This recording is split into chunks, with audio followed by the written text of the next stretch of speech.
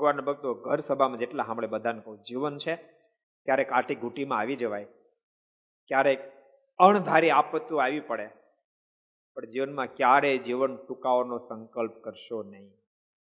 બહુ મોંઘો માણાનો દેહ મળ્યો છે, કરોડો દાન દેતા મોંઘો મનુષ્ય મનખો મળતો નથી, તે પણ વૃથા કહેવાય જો હરિચરણમાં હળતો નથી. કરોડો રૂપિયાનું દાન કર્યા પછી પણ માણસનો દેહ નો, માણસ ધારે તો ત્યારે કોઈને પ્રોબ્લેમ નથી, પણ તેમ છતાંય માનો કોઈ ઓચિંત આપત્તિ વિપત્તિ આવી જાય, તેમ છતાં જીવન ટૂંકાવાનો કોઈ દી સંકલ્પ કરતા નહીં. ભૂલશો નહીં. જો તમે ત્યારે ધીરજ ધારણ કરશો, આપત્તિના ટાઈમે જતી રહેશે, જીવન ટકી જશે ને તો ઠાકોરજી લીલા લહેર કરી દેશે, આ લોકમાં સુખ્યા કરશે અને પરલોકમાં પરમ સુખ પ્રાપ્ત થશે.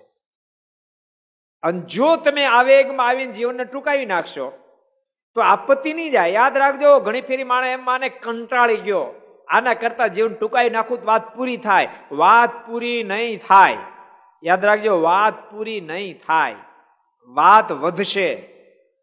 કારણ કે ઠાકોરજીએ માણસનો દેહ તમને આપ્યો છે કલ્યાણને માટે. એ ઠાકોરજીના કાયદાનો ભંગ કર્યો. તમને 60-70 વર્ષની જિંદગી આપી હતી, 50 વર્ષથી તમે જિંદગી પૂરી કરી, ઠાકોરજીના કાયદાનો ભંગ તમે કર્યો, તમે ગુનેગાર સાબિત થશો.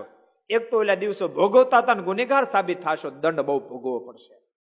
માટે જિંદગીમાં ક્યારેય પણ જીવન ટૂંકાવાનો સંકલ્પ ભગવાનના ભક્તોએ કરવો જોઈએ નહીં. આપત્તિ વિપત્તિ આવે અને જાય, પણ જીવન ટૂંકાવાય નહીં. આ વાતને જીવનમાં સદૈવ માટે ઉતારજો તો काम थे। अगर ये वीडियो आपको पसंद आया हो तो लाइक करें और शेयर करना मत भूलिए।